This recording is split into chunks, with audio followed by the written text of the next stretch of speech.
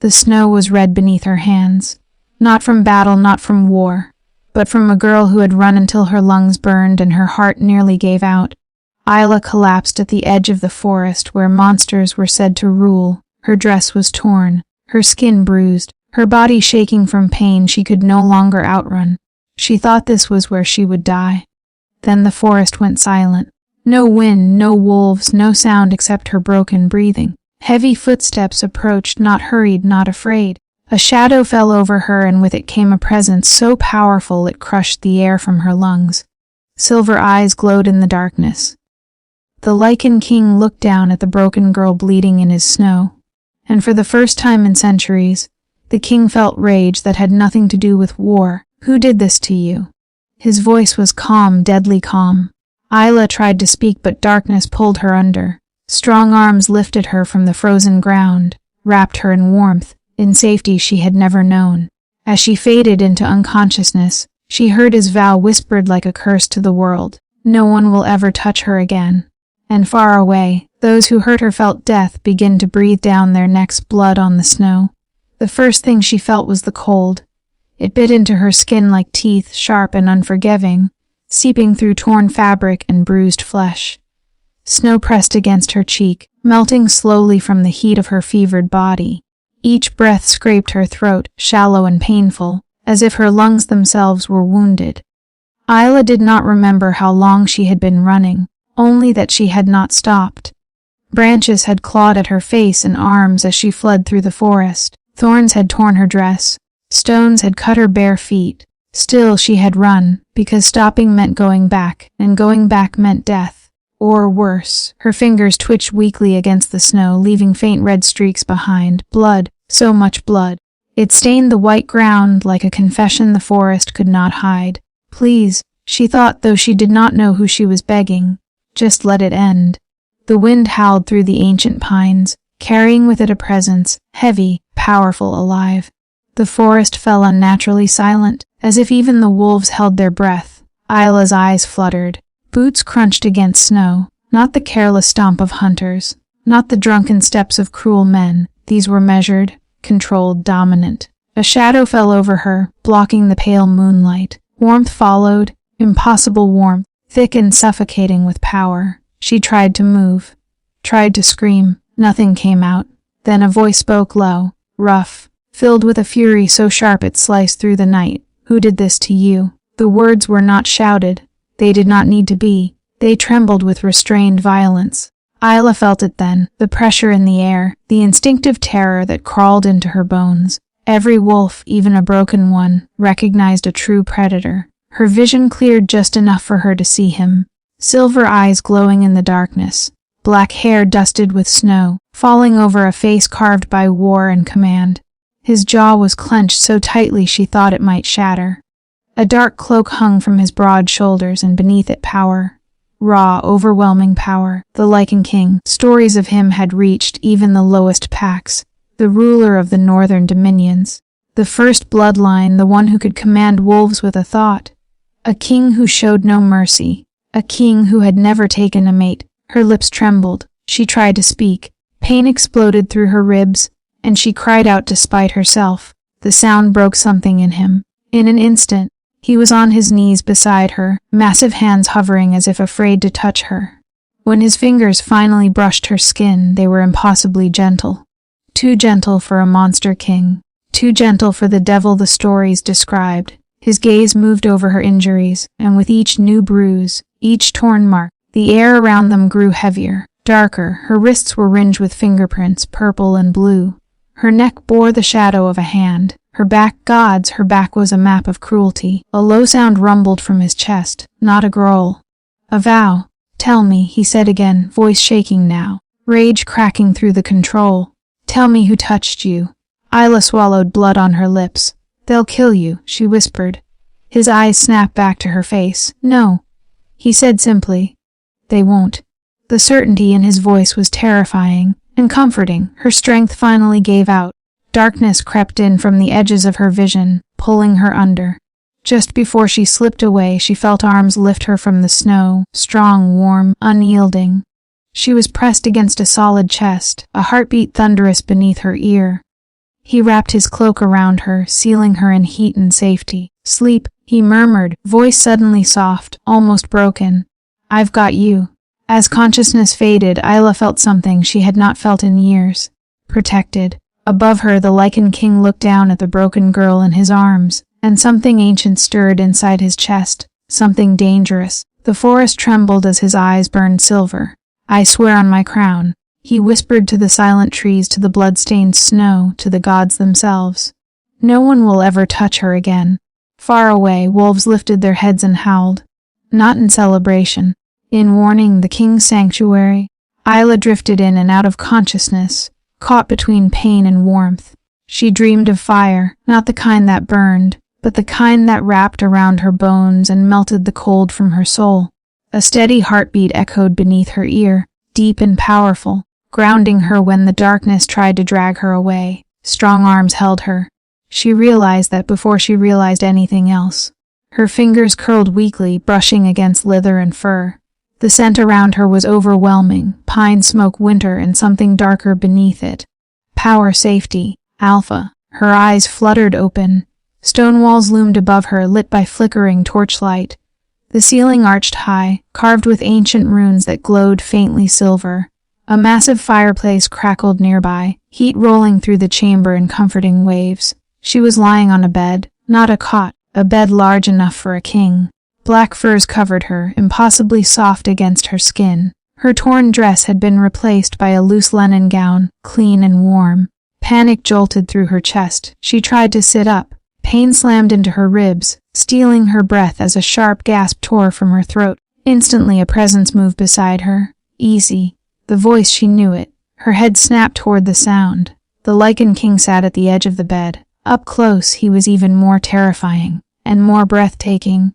His black hair was tied back now, revealing sharp cheekbones and a scar that ran from his temple down to his jaw, a mark of battle, not weakness. His silver eyes watched her with an intensity that made her heart race, but there was no hunger there. Only concern.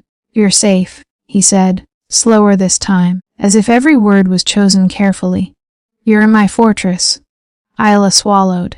"Why?" The question came out before she could stop it. His brow furrowed slightly.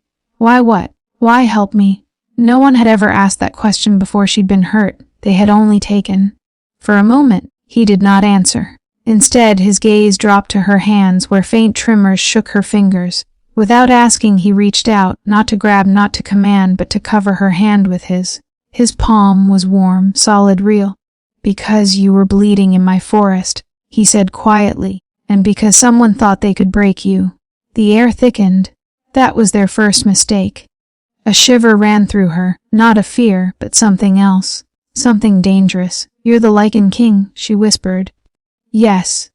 Kings don't save girls like me." Something dark flickered behind his eyes. "What kind of girl do you think you are?" Her lips parted, words rising from years of being told exactly what she was. "Nothing. Omega, property. Disposable." But none of those words came out. "I don't belong to anyone," she said finally.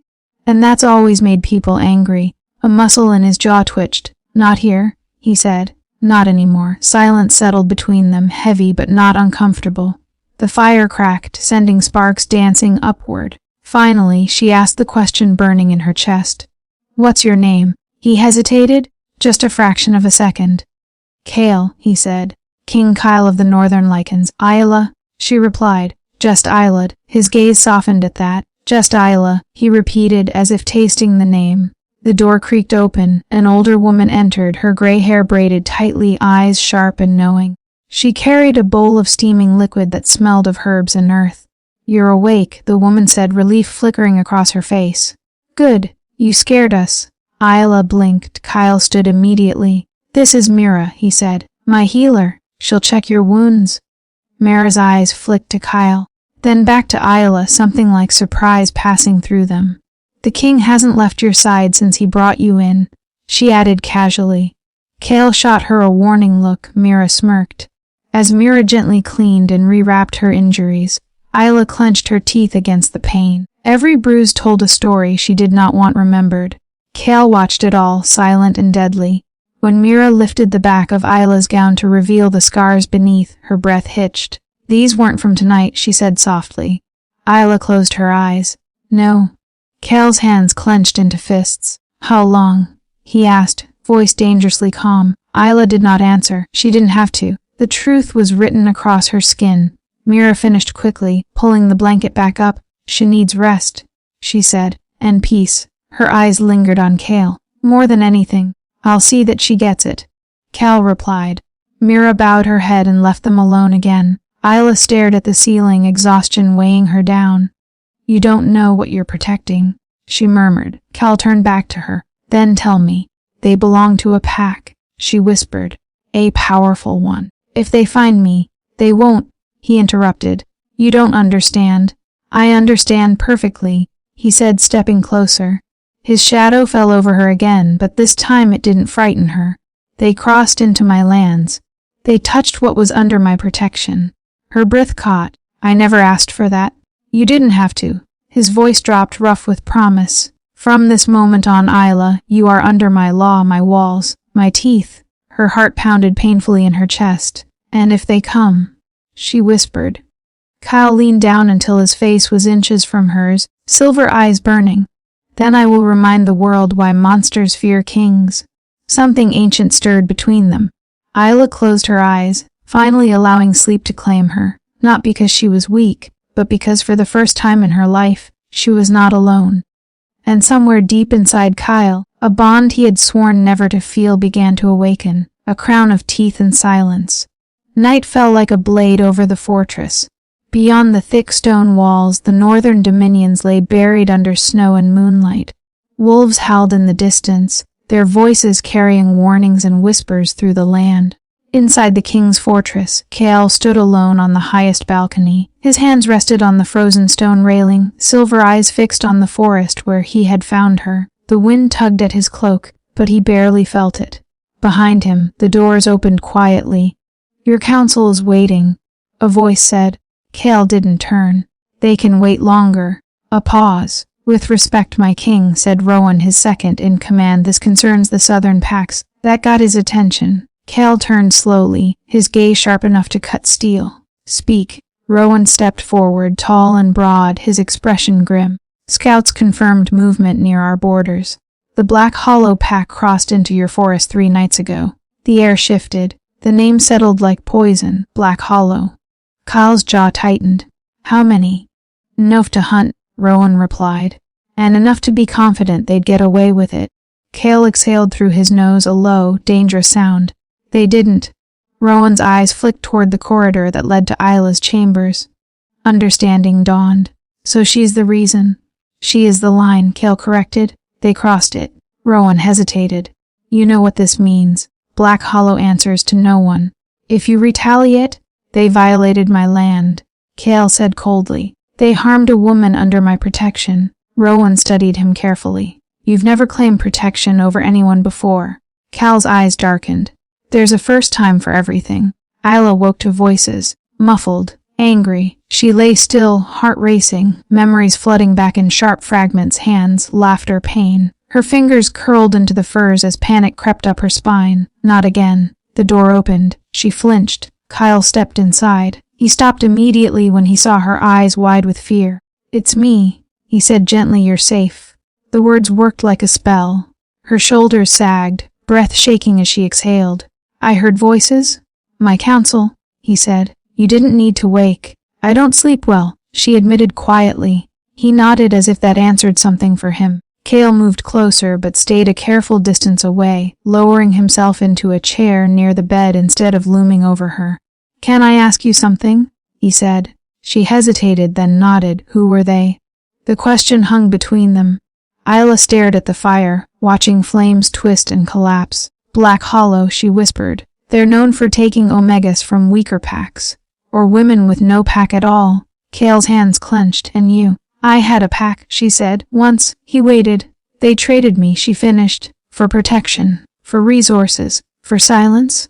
The room seemed to darken. Cale stood so suddenly the chair scraped loudly across stone. His eyes burned, silver flaring brighter.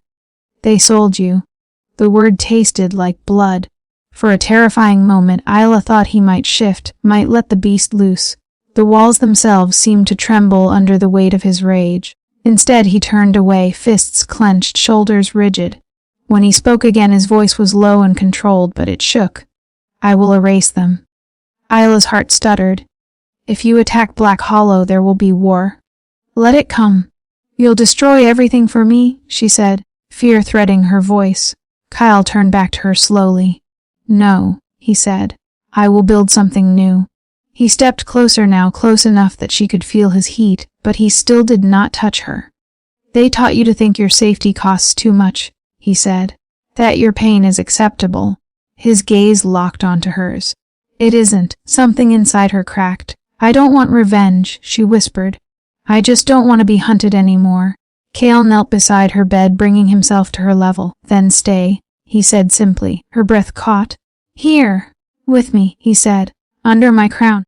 The words were dangerous, intimate. You don't know what I am, she said. I'm not strong, I'm not noble, I'm not. Cal reached out slowly, giving her time to pull away. She didn't. His knuckle brushed her cheek, barely there, a question more than a touch. You survived, he said. That makes you stronger than most. Her eyes burned. If I stay, she whispered, they'll come? Kyle's lips curved into something sharp and deadly. Good. Her heart pounded. Because for the first time, she realized something terrifying. He wasn't just protecting her. He was waiting. And somewhere deep in her chest, beneath the fear and the scars, a bond began to stir, fragile, forbidden, and inevitable. Outside, the moon climbed higher, and in Black Hollow territory, wolves began to scream. When the beast knelt, the screams reached the fortress before dawn. Not the screams of the dying, but the screams of wolves sensing a king's wrath from miles away. The northern wolves rose from their dens, hackles raised, instincts screaming a single truth into their blood. A war is coming. Isla woke with a sharp gasp, heart racing, skin damp with cold sweat. For a moment, she didn't know where she was. Then the firelight, the furs, the stone walls returned, and the scent, Cale. She sat up, ignoring the ache in her body, and went to the window. Below, the courtyard was alive with movement. Warriors armored in dark steel moved with disciplined urgency. Massive wolves paced the edges, eyes glowing in the pre-dawn dark. The gates were opening. Fear coiled in her stomach. This was because of her. The door opened behind her. She turned. Kyle stood there, fully armed. Black armor hugged his broad frame, etched with ancient runes that pulsed faintly silver. A sword rested across his back, its hilt wrapped in worn leather. Power rolled off him in waves so strong it made her breath hitch. You're gonna fight, she said. Yes. The word was final. Her hands trembled. They'll die. Cal met her gaze. They chose that, and if you don't come back. The question slipped out before she could stop it. Silence fell. Slowly, Cale crossed the room and stopped a few feet from her. I will, he said, but if I don't, this fortress will still protect you. Rowan will see to it? That's not what I meant, she whispered. Something softened in his expression. Then tell me what you meant. Isla swallowed. I don't want to be the reason you become a monster. Cale studied her for a long moment. Then, to her shock, the Lycan King did something no one in the Dominions had ever seen. He knelt. One knee hit the stone floor with a solid thud. Isla froze. My king, she started, panic flaring. Cal lowered his head, silver eyes level with hers now. I was a monster long before you, he said quietly. You didn't create this. You simply gave it purpose. Her breath shook. I won't hurt the innocent, he continued. But I will end those who believe they can break what they do not own. He reached for her hand, slow, careful. Look at me, he said. She did. I am choosing this, he said. Not because of rage, but because of justice. Her fingers tightened around his. Come back, she whispered. Kyle lifted her hand and pressed his forehead to her knuckles, a gesture so intimate it stole her breath. I will, he vowed. Then he rose, turned, and walked away, every inch a king marching toward blood. The forest burned with moonlight. Black Hollow territory was thick with fog, heavy with the stench of arrogance and cruelty. Wolves prowled between twisted trees, laughing unaware, until the ground shook. A howl tore through the air, deep, commanding, ancient. Every wolf froze. From the shadows emerged Kal, and behind him, the northern host. Steel flashed. Wolves shifted. Screams replaced laughter. Kale moved like death given form. He cut through the pack with brutal precision, silver eyes glowing, sword singing through flesh and bone. Wolves lunged at him, he tore them down. Alphas charged, he broke them. Finally, he reached the center of the camp. The black hollow alpha staggered back, bloodied and terrified. "You can't do this," he snarled. She was nothing, an omega, unclaimed. Kyle's blade pressed against the alpha's throat. "Wrong," he said softly. "She is under my protection." The alpha laughed weakly. "You'd start a war for a broken girl." Kale leaned closer, eyes blazing. "I would end one." The blade flashed. The forest fell silent. Isla felt it. The moment the battle ended, a strange warmth spread through her chest. Deep, steady, alive. She pressed a hand over her heart, breath hitching. Something had changed. The door to her chamber burst open. Cal stood there, bloodied but unbroken. Her legs carried her forward before fear could stop them. She stopped inches from him, hands hovering uncertainly. "You're hurt," she said. "Not where it matters." He looked at her like he was seeing her for the first time. "Ayla," he said, voice rough. "There's something you need to know." Her pulse thundered. His eyes dropped to where her hand rested over her heart. "When I thought I might die," he said, "I felt you." Her breath caught sharply. "So did I," she whispered. The air between them crackled. Cal reached up and gently cupped her face. "I don't know when it happened," he said, "or how, but the bond has begun." Her world tilted. "A bond," she breathed. "A mate bond," he said softly. Unfinished, untested, but real. Fear and hope collided inside her chest. "I'm damaged," she said. "I'm not." Cale pressed his forehead to hers. "You are mine," he said, "not as a claim, but as a promise, and I will never kneel to anyone except you." Tears slipped down her cheeks, and for the first time she didn't wipe them away. The bond did not settle gently. It burned. Isla woke in the middle of the night with a sharp gasp, fingers clawing at the furs as heat surged through her veins. Her heart raced, every beat echoing with a presence that was not her own. Cal, she felt him like a second pulse inside her chest, steady, powerful, awake. The door opened before she could call out. He stood there, shirtless now, wounds clean but still marked by battle. Bandages crossed his ribs and shoulder, yet he moved like pain was an afterthought. "You feel it too?" she whispered. Cal nodded once. "It's getting stronger." He stopped several steps away, fighting something within himself. His hands were clenched at his sides, jaw tight with restraint. "I won't touch you unless you ask," he said. The bond can be overwhelming, especially for someone who's been hurt. Her throat tightened. "You're holding back," she said. "Yes," he replied honestly. "Barely." Something in his raw truth steadied her. "I don't want the bond to hurt me," she said. "I've had enough things take without asking." Kyle bowed his head slightly. "Then we set the rules together." The words struck her harder than any blow ever had together. "Sit with me," she said softly. He crossed the room and sat on the edge of the bed, careful not to touch her. The space between them hummed, alive with unspoken want and restraint. "What if I fail you?" she asked quietly. "What if I break?" Cal turned to her, eyes silver but gentle. "Then I will carry you until you can stand again." Her lips trembled.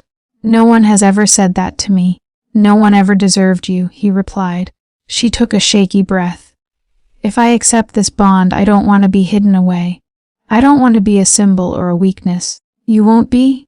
he said immediately. "You'll be seen. On your terms. And if your people reject me, then they will answer to me," Cale said. "But they won't." "Because they follow strength," he said, eyes never leaving hers. "And you have more than you know." Alice studied him. This king who had knelt, who had blood, who asked instead of taking. "Teach me," she said, his brow furrowed. "Teach you what?" "How to stand in your world," she said. "Not as a victim, not as a secret, but as someone who belongs." Cale inhaled slowly, as if the words had pierced him. "I will," he promised. She reached out then, fingers brushing his hand. The bond flared hot, blinding, alive. Cale sucked in a sharp breath, muscles going rigid as silver light pulsed faintly beneath his skin. "Say it," he said hoarsely. "Say you choose this." Isla met his gaze, fear and courage battling inside her. "I choose you," she said. "But I choose myself too." A slow, fierce smile curved his lips. "That," he said, "is exactly who my queen must be." The word hit her like thunder. Queen, I never said. Kale lifted her hand and pressed it to his chest, right over his heart.